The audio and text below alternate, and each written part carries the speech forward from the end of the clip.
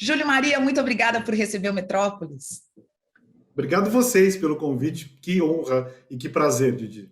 Que bom, que bom. Estamos felizes também. Eu estou feliz com a leitura da biografia do Ney Matogrosso, que deve ter te dado um trabalhão. Então, eu já queria começar a saber quanto tempo você está nessa pesquisa, quantas pessoas você entrevistou, qual era o seu objetivo quando você decidiu fazer essa biografia? Didi, foram quase 200 pessoas entrevistadas. O Ney, é muito bom você biografar alguém vivo, né? O Ney, só com ele eu falei muitas vezes. Imagina que durante a pandemia, 6 ou 7 meses foram uma, pelo menos, ligação por dia. Então foi um convívio muito intenso. Eu ligava para o Ney para saber, às vezes, um detalhe de um sonho que ele teve, sabe? Um pensamento, ver se ele lembrava do que ele pensava em determinado momento. Foi uma imersão absolutamente total nesse período da pandemia, no biografado, né? Uau. E foi assim que começou. Eu achei que o Ney era o personagem vivo, raro. De você entrevista artistas, você sabe. Uhum. Como é raro você ter um personagem que fala sobre ele mesmo e sobre a história dele com uma verdade e uma impetuosidade, às vezes, mesmo quando a verdade não é agradável à história dele mesmo, né? Então eu achei que o Ney seria esse personagem uh, muito real, né? Sem controle, principalmente isso, sem dar trabalho, sem controlar, sem querer manipular ali a biografia. Então, esse conjunto da obra fez com que eu levasse aí 5 anos e quase 200 entrevistados. Uau! Agora você teve que ir conquistando a confiança do Ney, né? E ele foi o seu último entrevistado ou durante os 5 anos você foi conversando com ele também? Não, ele foi o meu primeiro entrevistado durante 6 sessões que a gente fez na casa dele, não tinha pandemia, então estava aquele mundo aberto, eu ia até a casa dele e a gente se encontrava também em São Paulo, nos hotéis onde ele vinha para fazer show ou vinha para um compromisso, eu sempre aproveitava e pegava o Ney nesses lugares, né? Então ele foi o meu primeiro e o meu último, né? Eu lembro que até a pandemia, até a vacinação, eu consigo biografar o Ney, até o momento dele tomar a segunda dose da vacina. Porque tem um momento interessante que durante a pandemia ele se fecha e lembra muito o início do livro, porque é quando ele vai, o Ney surge de uma floresta, né, da mata que existe no quintal dele.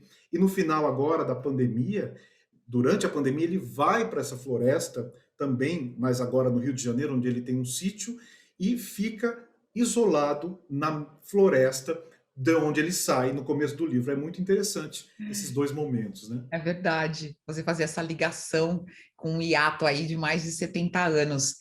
Agora, a gente tem a possibilidade no seu livro de acompanhar, é claro, toda a trajetória do Ney, né? A trajetória profissional e a trajetória pessoal. E é muito interessante e profundo quando você apresenta para a gente a família do Ney, a infância dele, onde ele nasce, por onde ele circula, porque todos esses elementos, de alguma forma, a gente consegue, eu não sei se a palavra, se o verbo certo é identificar, mas esse seu mapeamento, esse seu olhar ajuda a gente a entender esse Ney Matogrosso de hoje, né? Para você também foi importante para entender esse artista? Foi. Mergulhar no Mato Grosso do Ney, Didi, era algo que estava na minha cabeça antes de começar a biografia. Eu falei, eu preciso saber de que barro vem essa pessoa, né? E ali a gente entende, eu fui com a mãe do Ney, a dona Beita, hoje com 99 anos. Acredite, ela entrou num carrinho comigo, um Corsa, lá em Campo Grande, no Mato Grosso, e viajamos 2 horas e meia. Chegamos a Bela Vista, né, do Mato Grosso, onde Ney nasceu. Nós achamos a casa, Didi. A casa estava exatamente igual. E aí nós entramos, tinha uma revoada de morcego, saiu da casa. Eu entrei com a dona Beita, ela me levou até o cômodo e apontou no cantinho e falou: foi ali que o Ney Matogrosso nasceu. Né? Emocionante a gente rever isso e como ela tem essa memória que vai sendo remexida, porque a gente estava lá. Depois de 80 anos, nós estávamos lá. Ela saiu dessa casa há 80 anos. Então, você imagina, eu fiquei recontando, remontando, né, esse passado. Eu fui para o sítio, uma fazenda, na verdade, onde o Ney passava as férias, uma fazenda do avô. e respirando aquele mundo, né? Nos perdemos e uma boiada passou em volta da gente nesse momento. Quer dizer, olha, isso tudo é o Ney Matogrosso vivendo aqui nessa infância, montando naqueles cavalos e vivendo na natureza, Didi. É a natureza que vai definir a personalidade artística do Ney Matogrosso. O que você vê no palco é algo muito mais próximo de um animal mesmo do que de um ser humano, né? No sentido da postura do Ney. Muito mais do que sexualizado, erotizado, o Ney ele tem muito uma ave, ou muito um daqueles seres mágicos para ele, que ele brincava na infância, nesse Mato Grosso de Bela Vista e nesse Mato Grosso de Campo Grande, onde ele passou a infância. Esses dois lugares que guardam para a gente a infância do Ney também são lugares onde os primeiros conflitos acontecem, onde essa personalidade dele é diferente dos irmãos se sobrepõe, onde as primeiras questões sobre a sexualidade dele também se acomodam ali, né? É verdade. Um personagem muito importante na história é o Sargento Mato Grosso. O pai do Ney, seu Antônio Mato Grosso, ele é da aeronáutica, tem uma militarização interna forte, uma rigidez, e ele não aceita que o filho seja afeminado, né? Na época eles falavam muito assim, não falava gay, não falava gay, tanto é que o mesmo Antônio Mato Grosso vai batizar o filho mais velho como gay, G-A-Y, né? Que é o irmão do Ney, olha só a ironia aí do destino, mas o Ney, ele não vai ser aceito por esse pai. E o que vai acontecer na casa onde eu fui visitar, também na Vila Militar, em Campo Grande, é uma briga física, né? É o que abre o livro, na verdade. É o pai e o filho saindo na mão ali naquele banheirinho da casa, né? E é o momento em que o pai fala, pega suas coisas e saia, e ele fala, saio sim, e o pai diz, nunca me peça ajuda, e ele diz, nunca vou te pedir ajuda. E assim acontece, ele sai para nunca mais voltar a morar com a família, mas retoma relacionamento com o pai, Didi, a ponto de os dois passarem, depois nos anos 70, né? Estamos falando ainda do começo da história, com o Ney com 17 anos, mas mais anos depois, quando o Ney vai formar os Secos e Molhados, ele revê o pai e tem um reencontro muito bonito, e os dois passam a se cumprimentar beijando no rosto. É um momento muito bonito da história, né? É muito lindo, eu me emocionei muito no livro quando eu li esse trecho, porque é isso, e ele chega e beija o pai dele, tem o afeto acima de tudo, né? O amor acima de tudo ali, e ele consegue dar o primeiro passo. Isso que é importante, né? Porque ele foi lá e conseguiu beijar o pai dele, porque ele poderia não fazer É. isso. Ele Então consegue dar o primeiro passo, né?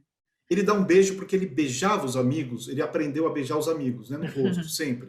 E aí, quando ele vê o pai, ele vai naquele instinto de beijar também uma pessoa que ele está falando oi. Às vezes eu ia, né, entrevistar o Ney, chegava na casa dele, ele vinha e me dava um beijo.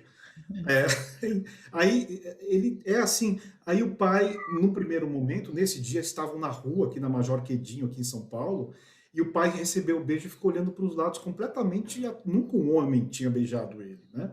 Mas a partir desse dia, pai e filho se beijam. E curioso como o Ney quebra ali aquela geleira do pai rígido, com um beijo. É É. bonito. E o pai rígido, que coloca ele para fora de casa, que não queria o filho afeminado, o sobrenome do pai acaba sendo o sobrenome artístico do filho. São essas ironias maravilhosas, né? Porque no nome do Ney, a gente não tem o Mato Grosso é só do pai, né? É, o Mato Grosso é só do pai, o Ney de Souza Pereira não tem o Mato Grosso. O Mato Grosso vai ser usado para batizar todos os filhos do seu Fausto, pai do seu Antônio Mato Grosso, que nascem no Mato Grosso, porque essa família vem do Rio de Janeiro, se instala naquele Mato Grosso inicial, né? Centro-oeste, divida com o Paraguai. Essa família, o pai gosta tanto daquela terra que fala o seguinte: todos os meus filhos homens serão batizados com o sobrenome Mato Grosso, com dois T's naquela época e separado. Quando o Ney vira Mato Grosso, ele junta tudo, Mato Grosso, com um T só, mas representando a sua terra. E é um fato também incrível, porque ninguém olhava para o Mato Grosso ou para o centro-oeste do país quando o Ney aparece. Então ele vem e traz também uma parte do Brasil que não era Bahia, né, que não era o Rio Grande do Sul, que não era São Paulo, Rio, um lugar onde tinha uma música também muito particular. É uma música que corre nas veias do Ney até hoje, né, cantada muitas vezes em espanhol, né, o Ney gosta dessa música da fronteira do oeste do Brasil, né? O Ney, a gente percebe, é esse jovem libertário que depois mora em Brasília também, né? Rio de Janeiro, Brasília, fica um período importante em Brasília da vida dele. E entre ser cantor e ser ator, né? Tem essa. Durante esse começo da juventude, isso ficava um pouco embaralhado para ele, né? É incrível. Como que o Ney vira ator, Didi? Você já viu uma história desculpa, como ele vira cantor? Você já viu a história de um cantor que nunca pensou em ser cantor? Eu não conheço. A gente entrevista artistas o tempo todo. Você sempre tem um cantor que quer ser alguém, não é isso? A Sim. vida de um cantor começa querendo ser alguém, né? Todos eles, todos. De Elisa Calbi Peixoto, passando pelo Herbert Viana, todos, né? Todas as gerações você tem uma referência. O cantor chega no palco porque ele quer ser alguém. O Ney não queria ser ninguém e não queria ser cantor. Isso é muito curioso. Ele quer ser ator. O trabalho de palco, ele vai em busca ele procura emprego como ator, né? Ele consegue encenar uma peça no começo de carreira com a Regina Duarte, né? Aquela peça infantil, né? Então, o sonho dele é ser ator. O palco é o lugar onde ele vai brilhar. Mas, quando ele abre a boca, as pessoas ficam estonteadas, ele não sabe muito bem o porquê. Acredite, até hoje, ele parece não saber muito bem o porquê. O Ney é assim, né? E aí, a música chega e arrasta esse homem que está tentando ser ator para um lugar onde ele jamais imaginou estar. É muito curioso como tudo acontece para uma pessoa que não buscava aquilo. A gente luta tanto, né, para querer dizer, eu quero ser jornalista, escrever igual Gay Talese, né, essas referências todas. Não, o Ney vai, ele pisa no estúdio onde ele está ali, né, Secos e Molhados. Primeira gravação do Ney, Secos e Molhados. O guitarrista gosta do cara do Crosby, Stills Nash, o baterista é fã do Bill Coburn, do Led Zeppelin, todo mundo traz as suas referências para o estúdio, e o Ney? Né? O que é essa pessoa? Ele não tinha uma cultura de rock and roll, ele não tinha uma cultura musical, ele nunca tinha escutado um LP na vida. Ele fala isso, ele não tinha toca vinil em casa. Então essa pessoa está muito virgem, e é isso que faz o Ney algo absolutamente único, né? Porque ele põe uma voz que nunca ninguém tinha tentado colocar na música brasileira, né? E uma postura e um jeito de dançar que não é dança. O Ney não tem ritmo. O Ney fala, eu não sei sambar, não sei dançar nada que tenha um ritmo marcado. É o ritmo do corpo, que remete àquele menino que brinca com os animais na selva. Para mim, isso está definindo muito o Ney Matogrosso durante essa trajetória toda. Ah, e esse menino, quando vai para o palco, ele hipnotiza todo mundo, né? Quando ele chega com Secos e Molhados, ele hipnotiza todo mundo, né? É certo que a gente tem também, naquele momento, a conjunção, né, de fatores que faz com que esse grupo seja mais conhecido, mas a figura do Ney é primordial para isso, né? A figura do Ney é tão primordial de que é mais. Os Secos e Molhados, ele é tudo arquitetado pelo João Ricardo, né? O João, ele prevê tudo, ele dá um nome para o grupo, ele dá a cara do grupo, ele compõe as músicas com a ideia de compor em cima de poemas, né? Tudo sai da cabeça do João Ricardo. A única coisa que ele não prevê é que ele teria um vocalista, um cantor na época, que iria, de certa forma, engolir tudo isso sem querer, né, a revelia das suas vontades, nem nunca projetou ser maior do que alguém dentro dos Secos e Molhados, mas você percebe que fugiu ao controle do mentor João Ricardo, e isso chega um momento que irrita muito, né? Quer dizer, fala, não, eu quero tudo isso de volta, foi eu que criei. Por que só falam com você, só falam de você? Essa é uma leitura que eu faço, tá, Didi? Claro. E aí, o Ney, então, ele convidado a se tornar um empregado dos Secos e Molhados. Né? Que é a proposta que o João faz. Ó, vocês vão receber tanto, a partir de agora, eu e meu pai mandamos aqui no grupo e vocês são empregados do grupo. Tentou fazer uma proposta, uma nova relação de trabalho com eles, o que não dá certo, nem vê naquilo uma tentativa de ganhar mais por parte do João e deixa esse grupo. Para mim, o momento em que Ney deixa o grupo, o momento do segundo disco, quando eles certamente venderiam mais, até talvez do que o primeiro, é um momento em que define também um caráter, né? Fala, não, eu vou ser aquilo que eu quero ser, eu não quero ninguém mandando eu ser nada. É assim que ele vai definir todos aqueles anos 70, 80 e 90 da carreira dele, fazendo os discos que ele quer. É interessante, né? Muitos grupos se mantêm na estrada até hoje, brigados, né? Em componentes brigados um com o outro. Secos e Molhados, a primeira briga acabou para o Ney e nunca teve um retorno, né? Isso é muito forte, né? É muito forte, você fala, você está dizendo aí para a gente que ele não queria ver a liberdade tolhida. E é uma busca que ele tem pela liberdade desde sempre, né? Desde criança, é a busca dele. Como é que ele iria, nesse momento, abrir mão da liberdade artística dele ainda? Dessa possibilidade, né? É quase impossível. Agora, pegando até essa questão, é um artista que, ai, pelo que você foi descrevendo na biografia, ele sempre quis se entender, né? Tem um autoconhecimento aí para seguir para frente muito grande. E isso se junta também com as experiências até que ele tem com a droga e depois com o Santo Daime. Ele tem uma busca de autoconhecimento e de novas experiências, né? Isso, é isso mesmo, Didi, é isso, é o autoconhecimento. Mais do que uma religião, né, um Deus, isso nunca fez a cabeça do Ney, mas você percebe quanto ele tentou saber mais sobre experiências transcendentais, né? O Ney, ele vai atrás do desconhecido e acredita muito em todos os desconhecidos que apresentam a ele, né? Então você vê, ele teve algumas poucas experiências com LSD, tentou a cocaína, que é uma viagem completamente, para ele não foi legal, foi pouco, né? Maconha poucas vezes, mas o Mandrix, aquele remédio que nos anos 70 e 80 todos os roqueiros, né, e o pessoal da música tomava, era um remédio para dormir, mas se você não dormia, você ficava acordadão e se apaixonava até por um poste, né? Como o próprio Ney descreve, né? Então, depois dessas experiências, ele vai para coisas ainda mais radicais, que é o Santo Daime, que é uma doutrina fortíssima de transformação, né? De apresentação de um lado absolutamente mágico, né? Com visões absolutamente e calcado curiosamente na religião católica. E depois do Santo Daime ele vai para Fischer Hoffmann, né? Que é aquela terapia que se faz na qual você tem que eliminar, matar a figura do seu pai e da sua mãe. É uma coisa muito violenta e que você tem que bater num pneu para que você entenda que você está matando seu pai, depois você mata sua mãe, você faz até um enterro dos dois na terapia, porque é a partir disso que você vai enterrar todos os apegos que você tem e que esses apegos conduzem, de certa forma, um eu que não é mais você. Aí esse eu está sempre ligado ao que o seu pai queria que você fosse ou ao que o seu pai não queria que você fosse. Então, quando você nega o seu... Olha, é uma loucura que eu estou aqui divagando, porque eu fui estudar o Fischer Hoffmann para entender isso, eu conto no livro, mas o Ney vai atrás de Fischer Hoffmann e depois ele se encontra. O negócio do Fischer dá uma paz para o Ney, né? E ele vai fazer aquele show Destino de Aventureiro, que é um sucesso absoluto, vai cantar no Rock in Rio, né? Claro, claro.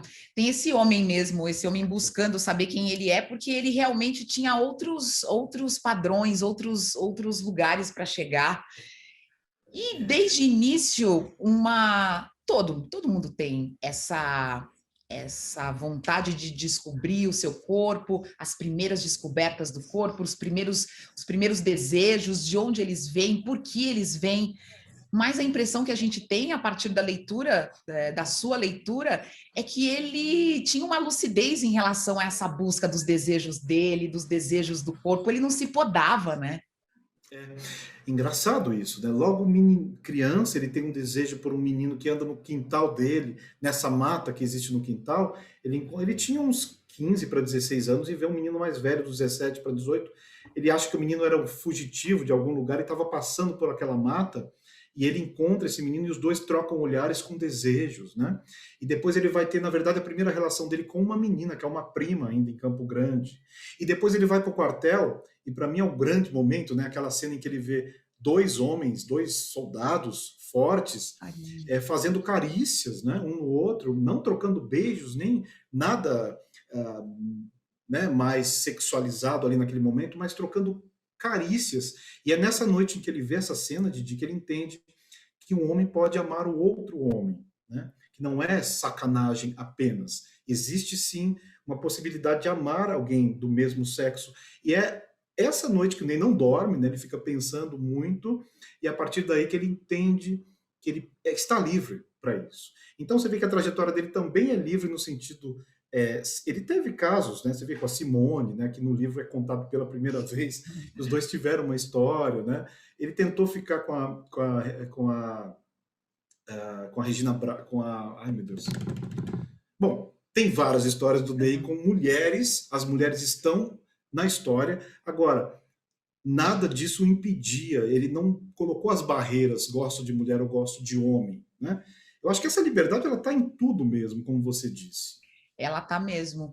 E o Ney, você estava falando aí dessa questão dele, da liberdade, da sexualidade, pagou um preço também, né? Porque, poxa, Secos e Molhados em plena ditadura militar, esse cara cantando no palco ali, tão livre. Ele podia dizer que ele não tava, que ele não era gay, ele podia dizer que ele tinha outras experiências e que ele estava circulando, mas as pessoas eram taxativas, né? E colocavam ele dentro de uma caixinha, né? E sofreu com isso também um pouco. Não digo, não sei se ele sofreu, mas que represálias ele teve, né? Didi, ele sofreu lendo um livro sobre isso, sabe? Uma coisa curiosa. Eu mandei o livro para ele ler e ele ficou num silêncio, né? Aí eu falei, do primeiro ele estava ótimo, estava lá 100, 150 páginas. Aí chegou no momento em que ele viu o tanto que ele era alvejado e o tanto que as pessoas colocavam nele esse viado, tá? Palavras pesadas, né? Em vários momentos, Chacrinha, com aquelas colunas de jornal pedindo para a ditadura dar um jeito no Ney Matogrosso, né? Telespectadores de TV, né? Um que vê lá o Ney num programa de televisão e escreve uma carta para o governo, para o Jornal do Brasil e para o Ministério da Defesa pedindo que tirem aquela criatura da televisão de circulação, né? E pessoas mesmo citando discos colocados, discos rabiscados com nomes, com xingamentos ao Ney Matogrosso de cunho sexual, e ali o Ney se perturbou, sabe? Ele falou, olha, eu não sabia, engraçado, hoje ele fala isso, eu não sabia que tinha sido tanto, né? E passou Então por você tanto, vê... e ele tinha tanta certeza do que ele queria, que eu acho que ele deixou, na época, para trás essas coisas, né? Sei lá, eu a acho, gente e tem essa depois impressão. tem razão, eu acho que aí ele vê tudo assim ali condensado num livro, e aí ele é uma coisa mais chocante do que na época, às vezes, né? Porque na época ele estava muito envolvido com o trabalho dele, e talvez não tenha lido tantas coisas, e não chegaram a ele tantas coisas assim, né? Agora, tem que ter uma resiliência, hein? É resistência, resiliência. Que artista é esse, gente? É verdade. Imagina Principalmente você... em muitos aspectos, né? Mas desde o início do livro, a gente percebe, por exemplo, nos relacionamentos amorosos que ele teve, pessoas muito apaixonadas por ele, pessoas que ficam até próximas à loucura de olhar para esse menino, de se relacionar com ele, e em outros relacionamentos que ele perdeu namorados, perdeu amigos, namorados, na época também dos anos 80, da AIDS, e ele passa por tudo isso e está aqui contando para a gente hoje, né, Júlio? É absurdo. Isso para mim é uma coisa. Eu tenho uma imagem do Ney na qual ele caminha assim, as pessoas vão caindo, sabe, em volta dele, assim, vão cair. Ele continua caminhando, né? E pessoas que ele ama, né? Você falou dos anos 70, né? Tantos perseguidos, tantos e ele também perseguido e continua ereto, continua olhando para frente, fazendo aquilo que ele quer e não mudando o repertório, né? Aí entra nos anos 80, a AIDS vem aquela bomba, né? Aquela bomba na pista da disco music que estava arrasando, estava uma delícia de mundo, de vida, todo mundo com todo mundo, de repente vem a AIDS e começa a matar pessoas próximas. O Ney morre o primeiro namorado que ele amou, o Zé, que é contado sem o sobrenome no livro, morre o Cazuza, morre o Marco de Maria, a pessoa mais importante, né? O único homem que morou com o Ney Matogrosso. Essas pessoas vão embora, e aí vão embora também os grandes amigos do Ney, né? Do teatro, da televisão, e ele continua ereto. E aí chega a pandemia, né? E que também leva um monte de gente nesse momento, e o Ney vai... ele inclusive fez os testes, né, os exames, ele chegou a ser contagiado pelo vírus, mas ele não desenvolveu antes de tomar a vacina, né? E continua até a segunda vacinação. E aos 80 anos o livro acaba e o Ney não, né? Você percebe que a biografia termina, mas a história do Ney continua, ou seja, Ele sobrevive à própria história, né? Com 80 anos, não. Ele não parou de produzir e certamente vai precisar de uma biografia que atualize dos 80 aos 100, aos 120, até onde o Ney Matogrosso durar. Que bom, né? É claro, é bom, porque aos 80 anos ele tem ainda uma trajetória, a gente está curioso para saber o que o Ney Matogrosso vai fazer. A gente fica curioso para saber o próximo trabalho do Ney Matogrosso, não é? Não é Tem assim, razão. não é assim, o Ney Matogrosso vai lançar um disco e você pensa, que disco será que ele vai lançar? Qual que é a marca nessa, que marca que ele deixa nessa discografia até agora, na sua opinião? É esse ecletismo mesmo? Esse trabalho de intérprete dele? Então, Didi, eu vejo que é muito difícil classificar o Ney Matogrosso dentro da música brasileira, né? Você tem muito claro o que a Gal Costa canta, você tem muito claro o que a Elis cantava, o que o Barão Vermelho canta, para pegar as pessoas próximas ao Ney, né? Mas você não tem muito claro um território do Ney Matogrosso. Pensa assim, no rock, né? Ele começou a carreira gravando Secos e Molhados, né? E só para dar um outro ponto importante na linha do tempo, ele grava Pro Dia Nascer Feliz, que é a música que faz o Cazuza e o Barão Vermelho estourarem, graças a uma gravação do Ney. E dá mais um outro pontinho aqui, o RPM acontece porque o Ney dirige o primeiro show do RPM e faz com que o RPM se torne, de uma banda de barzinho aqui no Bexiga, em São Paulo, uma banda de teatro, né? Uma grande banda de espetáculo. Rock. O Baião, né? Que ele tanto músicas nordestinas que ele relutou em gravar, porque ele disse, não, isso aqui eu não tenho autoridade para gravar. Ele foi se consultar com Gonzaguinha, o filho do rei do Baião, e Gonzaguinha disse, se tem um cara que pode gravar isso, é você. Ele vai e grava Homem com H. E nunca um Baião tocou, né, tão massivamente no Brasil antes daquela gravação incrível que dá as maiores vendagens para o Ney Matogrosso, né? Você pensa em ritmos latino-americanos, que é aquela coisa da fronteira que está no sangue do Ney, Vereda Tropical, né? Só para citar uma das tantas músicas que estouraram com o Ney com essa pegada salsa, né? Coisas que a Rita Lee fizeram também para o Ney gravar dentro disso, né? Aí você fala, tá, não, mas aí ele vai e entra sempre com uma Carmen Miranda, né? Sempre com músicas da era do rádio, Barco Negro, Amália Rodrigues, né? Cantoras dos anos 30 e 40, que o Ney sempre dá um tratamento especial, porque remete ao rádio que ele ouvia lá quando morava no Rio de Janeiro na primeira vez, em Moça Bonita, né? Que seria Padre Miguel depois. Então, eu vejo o Ney em frentes, não que ele passe por essas frentes como um aventureiro, né? Mas que ele consegue captar esse pescador de pérolas, né? Que é o nome de um dos discos dele, vai pescando e vai atuando dentro desses universos. Os caras do rock amam o Ney, os caras do Baião compõem para o Ney, estou citando alguns, né? O sertanismo mesmo que a gente tem brasileiro, né? A música sertaneja, o Ney atua e fez gravações belíssimas. O samba, né? Vai lá e grava um disco só pro Cartola, só de Chico Buarque, com sambas lindos também. Eu acho que essa falta... Sabe o que eu acho que explica tudo, Didi? O Ney nasceu na fronteira.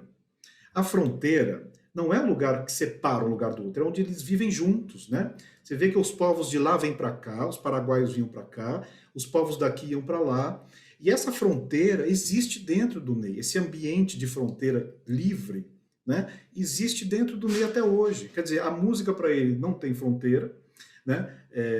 A sexualidade não tem essa fronteira que tem pra gente. A relação interpessoal, você já entrevistou o Ney, você sabe, ele fala sem a fronteira da diplomacia, não é? Uma coisa assim muito dele, né? Não chega. Ele tem uma naturalidade de falar, mas sem a diplomacia que a gente geralmente usa para falar com as pessoas. É muito livre também na palavra. A dança do Ney não tem as fronteiras das delimitações dos estilos, é sempre muito livre.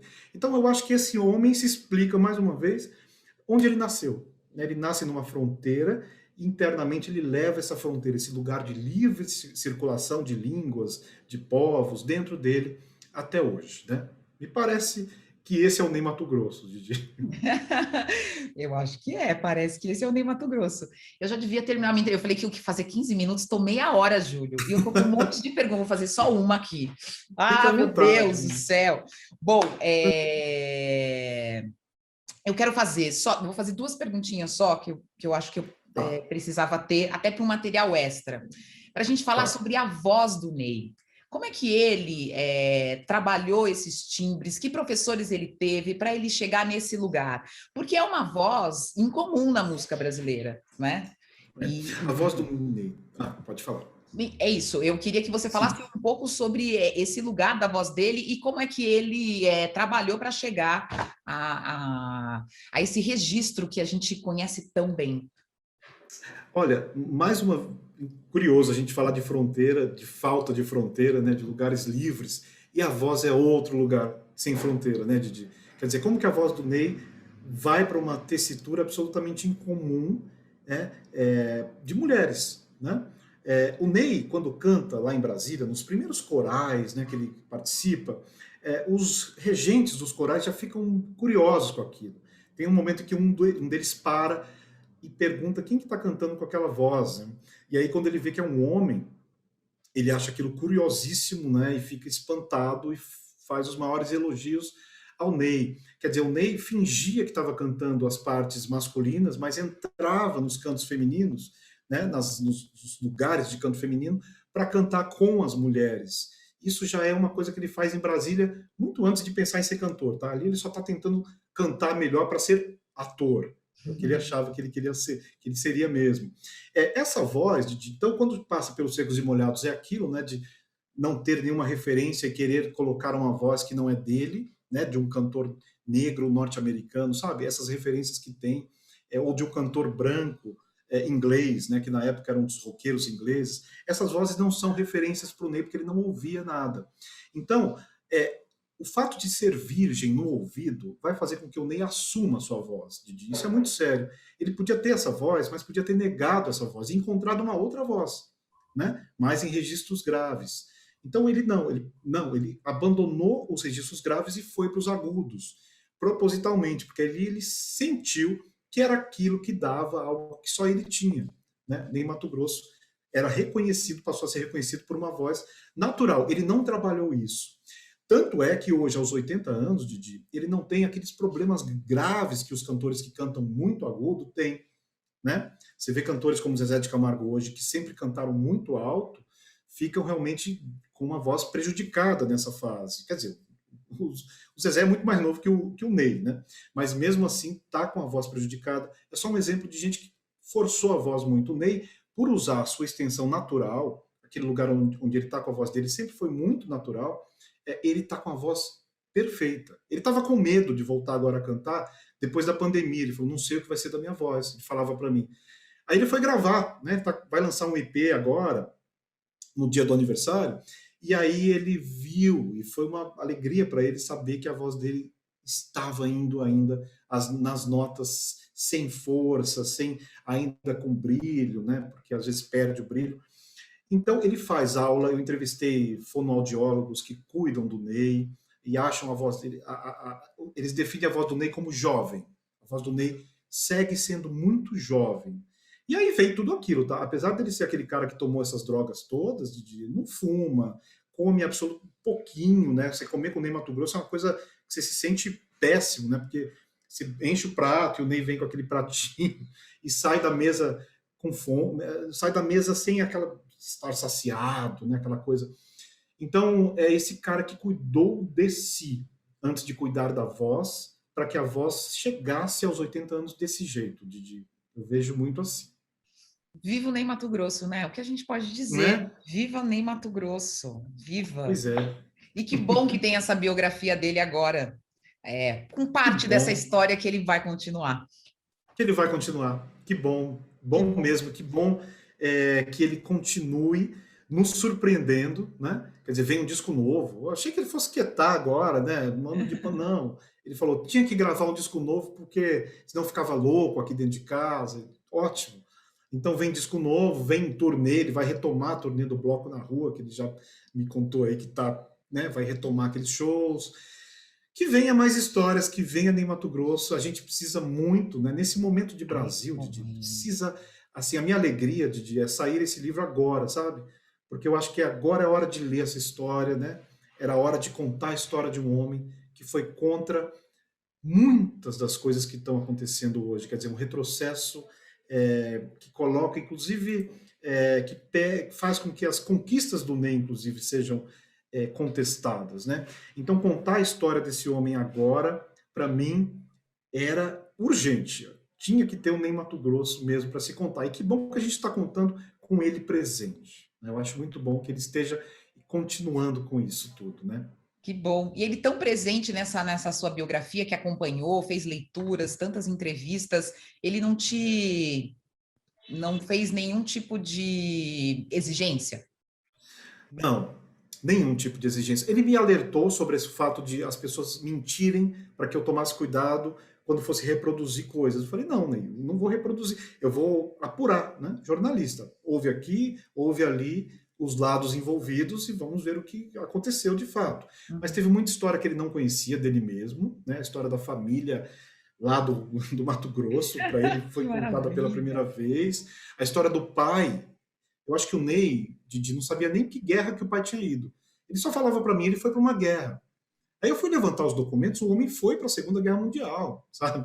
Ele realmente atuou lá na Itália e tal. Então, eu sinto que ele descobriu umas coisas dele mesmo, da família, algumas coisas dele também depois, porque é a diferença da biografia e da autobiografia, né? Ali é o relato de um monte de gente que ele não sabia nem que tinha sido impactado por ele, né? É curioso isso. Mas ele não fez nenhum pedido assim, não, tira alguma coisa, se você puder, o nome. Ele pediu para não identificar, por exemplo, o Zé. O Zé, que eu identifico como Zé, e era Zé mesmo, o nome não é fictício, mas é um nome tão comum que vira uma coisa quase fictícia, né? Uhum. Mas esse rapaz, filho de uma família muito endinheirada do Rio de Janeiro, certamente daria problemas para ele, ou para mim, ou para a editora, se fosse identificado, porque é o primeiro rapaz que se apaixona pelo Ney, que o Ney se apaixona por ele, e que acaba, enfim, ele tem envolvimento com drogas, esse menino, e depois ele morre de AIDS também, né? Era uma invasão a uma história que ele preferiu preservar. Entendi. Sempre quando eu entrava em alguma história de alguém, Didi, eu tinha que o Ney, ele se fechava, então eu tinha que descobrir isso de outro jeito, né? Com pessoas que conheciam aquela história ou não. Quando realmente fazia parte do livro, né? Eu só queria saber coisas que conseguissem perfilassem o Ney Matogrosso, né, no seu íntimo, mas que aquele íntimo tivesse a ver também com a vida artística. E as coisas todas estão emboladas, né? Vida íntima e vida artística estão emboladas, não tem como separar as coisas, né? Muito bem. Maravilhosa a biografia, Júlio. Muito obrigada Obrigado, pela Didi. entrevista. É um prazer Obrigado falar a com você você. sempre. Prazer o meu, tá? Um beijão, obrigado pelo contato, pelo convite. E eu tô aqui sempre para vocês. Maior prazer. Ah, que bom.